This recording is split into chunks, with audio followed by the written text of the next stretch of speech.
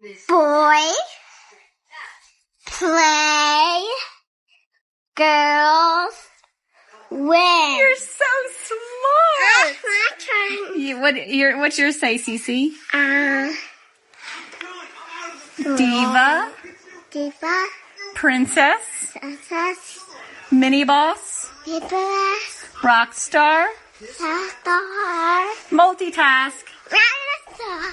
Good job. If you believe every victim deserves to be remembered and every truth deserves to be told, subscribe to The Crime Narrator. These stories live on because you're here to hear them. Before the headlines, before the body cam footage, before the courtroom silence, there were the videos. Thousands of them. Short clips posted online, smiling family moments, birthday surprises, pregnancy announcements, playful dances in the kitchen. To the outside world, Shanann Watts' videos painted a picture of a vibrant, organized, driven mother who shared her life openly and unapologetically. And everyone watched. Friends watched, followers watched, critics watched. But years later, people began asking a different question. Did we really see her? In 2026, as renewed discussions about the case circulate online, analysts, commentators, and even former followers have revisited those old videos frame by frame. Not to accuse, not to sensationalize, but to understand. What stood out wasn't what the media once focused on, not the sales pitches, not the family routines. It was her energy. In clip after clip, Shanann appears structured, focused, constantly managing the household rhythm. She's organizing, planning, engaging, promoting, nurturing, often all at once. There's determination in her voice. There's pride. There's drive. Some viewers now say they missed the depth behind that drive. They saw confidence, but didn't recognize pressure. They saw control, but not the responsibility she carried daily. They saw smiles, but never paused to consider exhaustion. Social media freezes moments. It doesn't capture context. And that may be the detail no one truly saw. As we move into this story, we're not here to rewrite history, only to look closer at what was always there. Because sometimes the most important details aren't hidden. They're simply overlooked. If you want thoughtful true crime breakdowns like this, make sure to like, share, and subscribe, and let me know in the comments. When you first saw those videos, what did you notice? When people rewatch Shanann Watts' videos in 2026, they don't just see what's happening on the surface anymore. They see patterns. Hey everybody, say hi. Say hi. You don't want to say hi?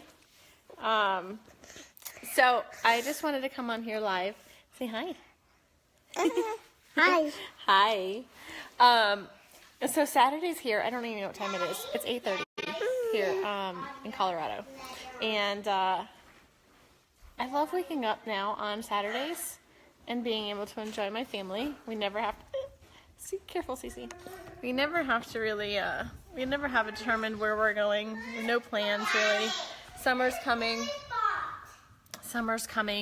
and we're super excited. Bella, come here for a second, baby. We're really excited for summer because so much goes on in the summer here in Colorado. There's concerts every weekend, Friday, Saturday nights. There's always some kind of concert going on.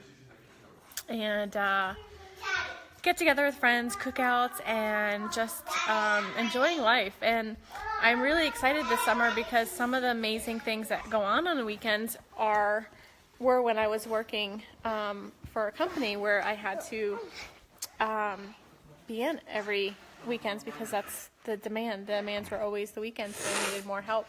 So in video after video, Shanann is the one holding the camera. She's the one narrating. She's the one organizing the moment, whether it's a holiday surprise, a product promotion, or a simple family update.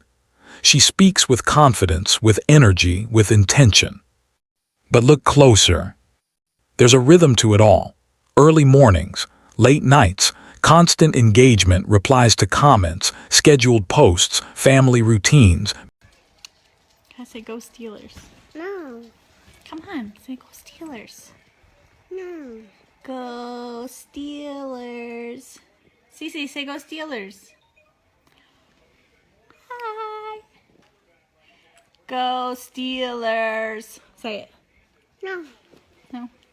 You want to say here we go, Steelers. Here we go.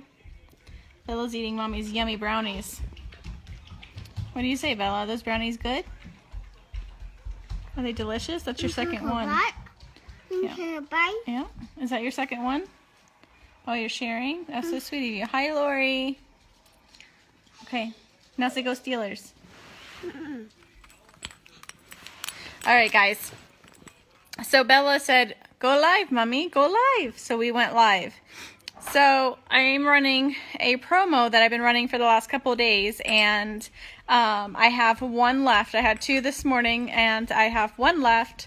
So anyone that's interested in joining and starting their Thrive experience now, as my crazy kid moves furniture in the kitchen,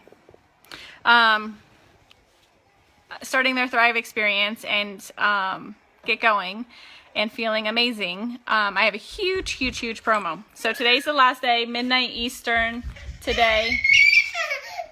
Cece, you're here. You're live. Say hi. Cece, come here. I'll help you. Kids. And then I told you guys I was going to run a promo for the Steelers today. So anyone that's interested and ready to start their Thrive experience, shoot me a message. Celeste, come here. I'll help you. Come here, little stinker. Say hi. Hi. See, I have a red nose. We just came in from outside playing. Right? Business goals, pregnancy updates, doctor visits, travel, school schedules. It's a full life, compressed into shareable moments. Some critics once claimed she shared too much. Others defended her openness. But what often gets lost in those debates is this: social media wasn't just a hobby for her. It was part of how she worked, how she connected, how she built community. And with that comes pressure. Pressure to stay positive. Pressure to stay consistent. Pressure to stay strong, even when things behind the scenes might feel complicated. In a few clips, you can catch something subtle: a brief pause before a smile, a tired look in her eyes before the camera angle shifts, a shift in tone when discussing finances or moving plans. Nothing dramatic, nothing obvious, but human. And that's the part people say they didn't see before. She wasn't just performing happiness. She was managing life in real time with an audience watching. The tragedy that followed has permanently reshaped how those videos are viewed. What once felt ordinary now feels layered, heavy. And maybe that's the hardest truth of all. We thought we knew the story because we saw the screen. But screens never show everything. By the time people began revisiting the videos years later, it wasn't just what Shanann said that caught their attention. It was what wasn't said. In many of the clips, the camera captures laughter, routines, family announcements, and everyday updates. But as viewers rewatched them in hindsight, some began focusing on the spaces in between, the pauses, the background reactions, the energy shifts that once seemed insignificant. Yes, so everyone's going to try cookies and cream. All right, Bella gets cookies and cream, Cece gets cookies and cream. Ready? Ready? Set. You're the taste testers. Yummy. Is it yummy? What's it taste like? Chocolate. Chocolate. What else? Watermelon. Watermelon. What's it taste like, Cece? Love it. Chocolate? Uh-huh. Is it delicious? Daddy? Oreo wrapped with vanilla. It's nice. Oreo wrapped in vanilla? Is it yummy, Cece? Is that good, Bella? I think they like cookies and cream. Okay, so let's try the lemon meringue. Hey, everybody. So, a little crazy over here. Cece loves the cookies and cream. You like it? Yeah, nothing. Good thing. Don't mind me. It's been a long travel day yesterday. Been cleaning, regrouping today. Hey, Jen.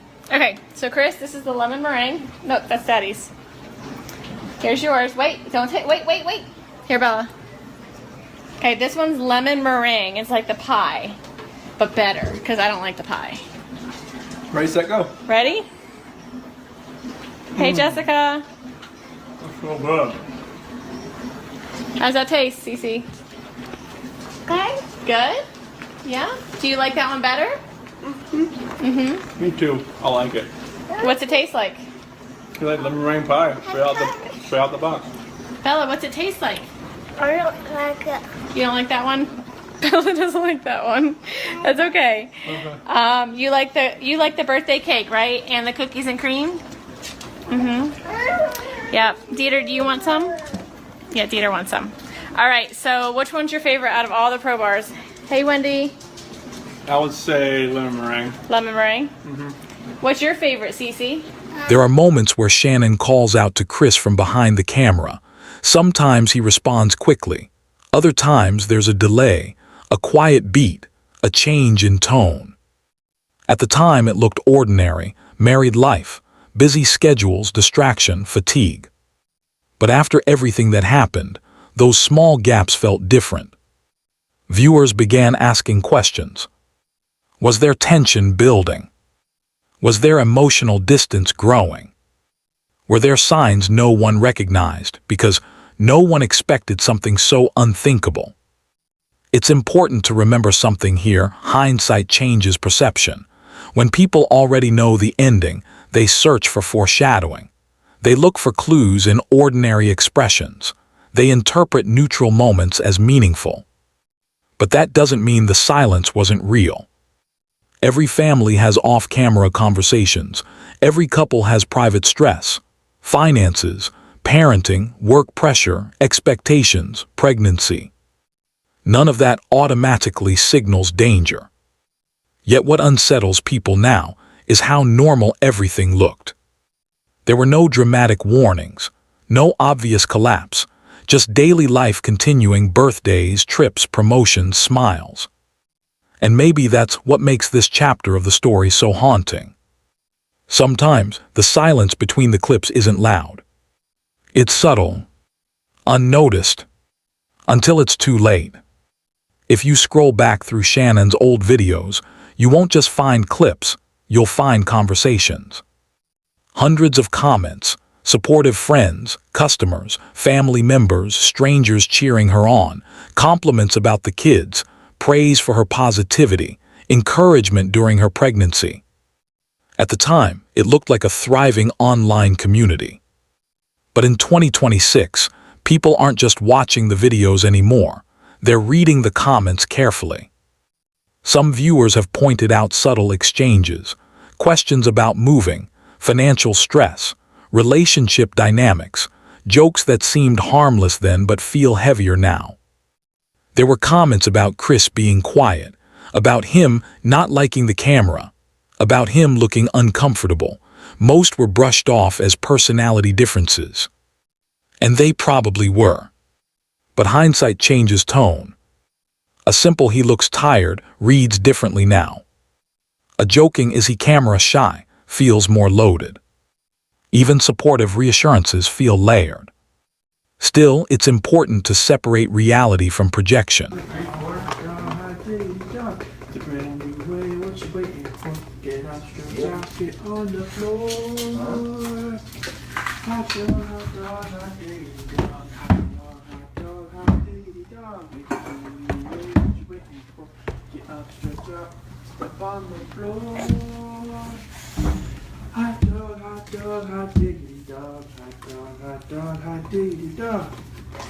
Anyway, what you waiting for?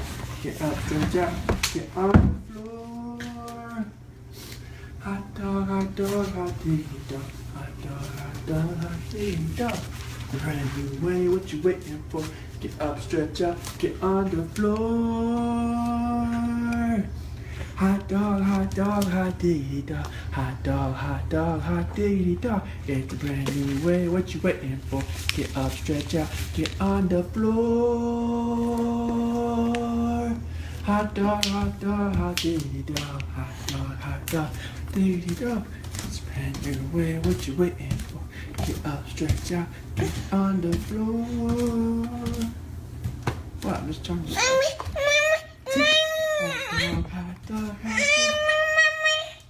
Online audiences often interpret far more than what's truly there.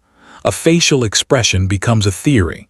A short response becomes a storyline. The truth is, thousands of families post online every day. Partners appear quiet. Kids have moods. Couples tease each other. It's normal. What unsettles people is not that something looked wrong. It's that nothing obviously did. The comments were positive. The tone was upbeat. Life appeared to be moving forward, planning for a baby, discussing a possible move, setting goals. And yet, behind all of it, something irreversible was approaching. No one in that comment section knew. No viewer watching live suspected the magnitude of what would follow. The normalcy is what disturbs people most. Because when tragedy comes wrapped in ordinary moments, it reminds us how fragile appearances can be. In the final weeks before everything changed, Shanann's videos didn't stop. She was still filming, still posting, still talking about everyday life. But in 2026, viewers replay those last clips with a different kind of focus. They're not watching for entertainment anymore, they're watching for clues. There were discussions about a possible move to North Carolina, conversations about finances, plans for the new baby. On the surface, it looked like a family navigating stress, something millions of households experience every year. Yet people now analyze tone, pauses, body language. They notice moments where Chris seems distant, quieter than usual, standing slightly apart, offering short responses. But here's the uncomfortable truth. Quiet doesn't equal danger. The challenges that I was happening, I looked like this still, but my inside felt awful. Everything was just bad. And I lost a lot of friends. I had people who I thought were my closest friends who didn't believe me, didn't believe I felt amazing, didn't believe I was struggling, didn't believe I was hurting. A lot of stress, and all that was going on in my life. And so at that same time, I was in this bad place. I met my Chris. I met my husband now. And he's been the best thing, besides my children, that has ever happened to me.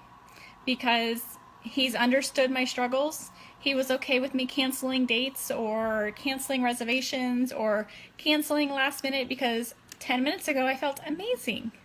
And then 10 minutes later I didn't. I believe things happen for a reason. I believe the struggle I had that year helped me see my husband. I believe God works in mysterious ways. I believe he places people in your life at the right time. 6 months to meeting Chris, I ignored his friend request. My friend sent us both a friend suggestion for each other, and I deleted it. Didn't need anything about him. I didn't want him. And then fast forward 6 months, I was diagnosed with my health challenges and was in... Stress doesn't equal violence. Many couples go through tense seasons without anything catastrophic happening. The reason these final videos feel haunting isn't because something obvious was happening. It's because nothing obvious was happening. Shanann still smiled at the camera. She still spoke about hope. She still planned for the future. She talked about baby names, school schedules, trips, goals. There was no public collapse, no dramatic confrontation caught on live stream. Just ordinary life. And that's what makes it so chilling now. The last weeks show how tragedy can sit quietly behind routine, how someone can be preparing for tomorrow without realizing tomorrow won't come. In hindsight, viewers search for the moment, the turning point they somehow missed. But sometimes there is no visible turning point. Sometimes the warning signs, aren't visible to anyone outside the home. And that realization is heavier than any theory. The night before everything changed, nothing looked extraordinary. Shanann had just returned from a business trip. It was late. The house was quiet. The girls were asleep. In many ways, it was an ordinary end to an ordinary day. And yet, in 2026, that final night is examined more than almost any other moment. Viewers replay security footage. They reread text messages. They analyze timelines down to the minute. But what stands out most isn't something dramatic. It's how normal it seemed. Shanann walked through her front door unaware that it would be the last time.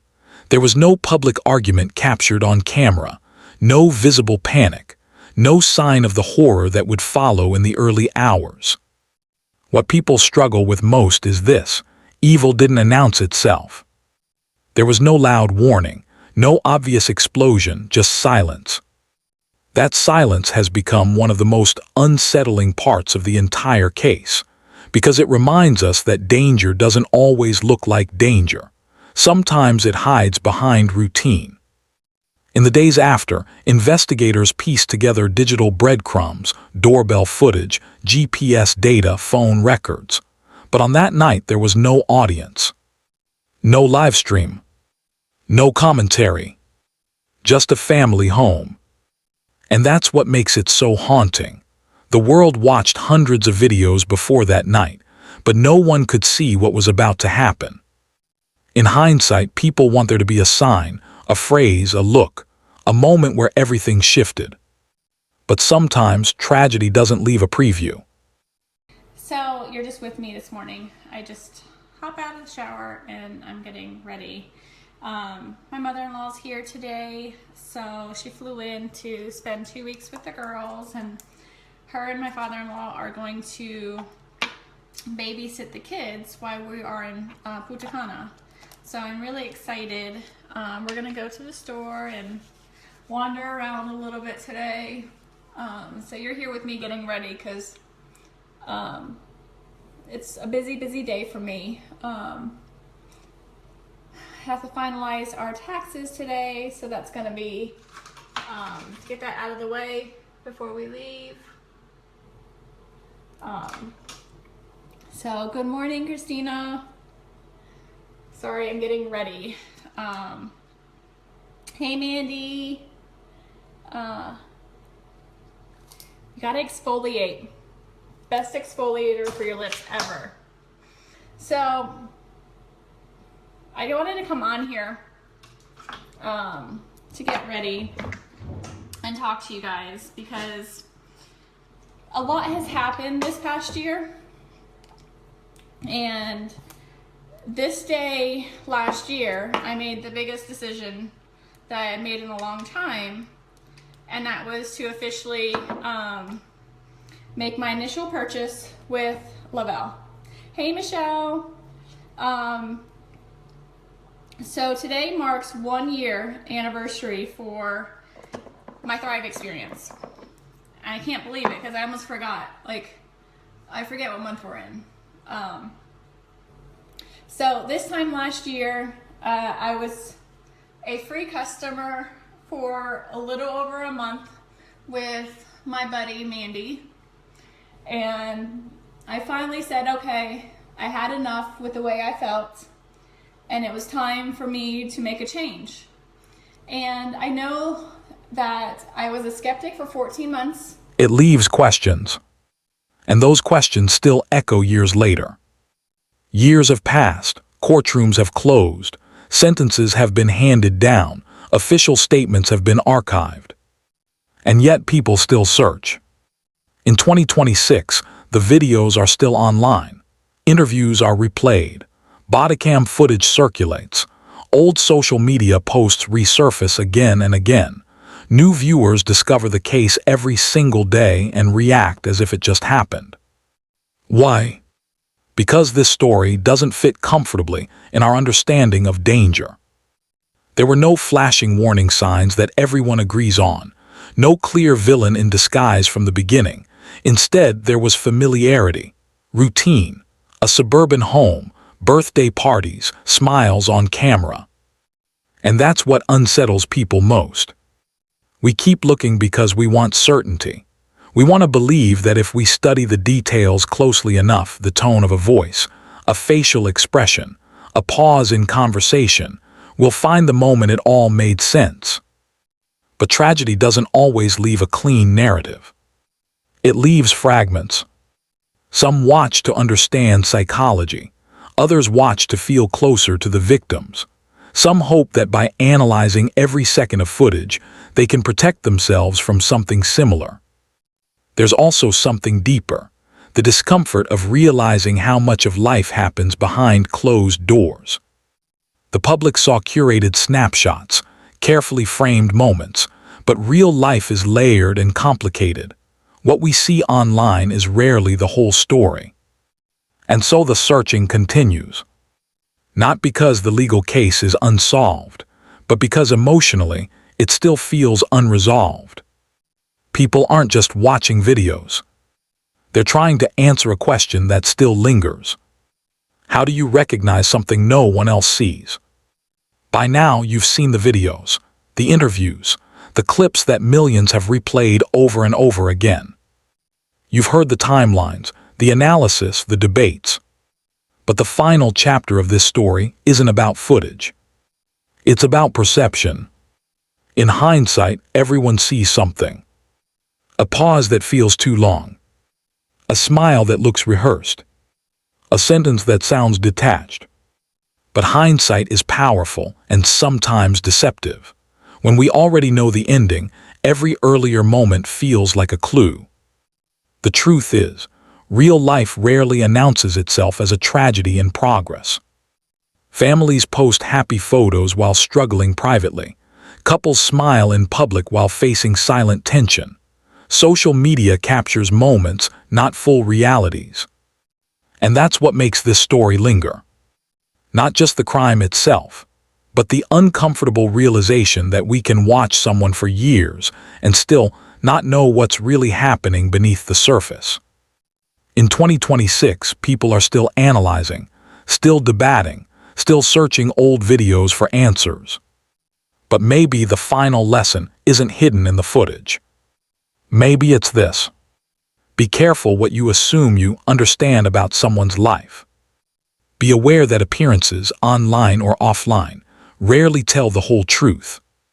And most importantly, remember the human cost behind every headline. Behind every viral clip are real people whose lives can't be reduced to speculation or replay counts. We watched. We analyzed. We questioned. But in the end, the biggest takeaway isn't about discovering one hidden detail. It's about understanding how easily perception can fool us.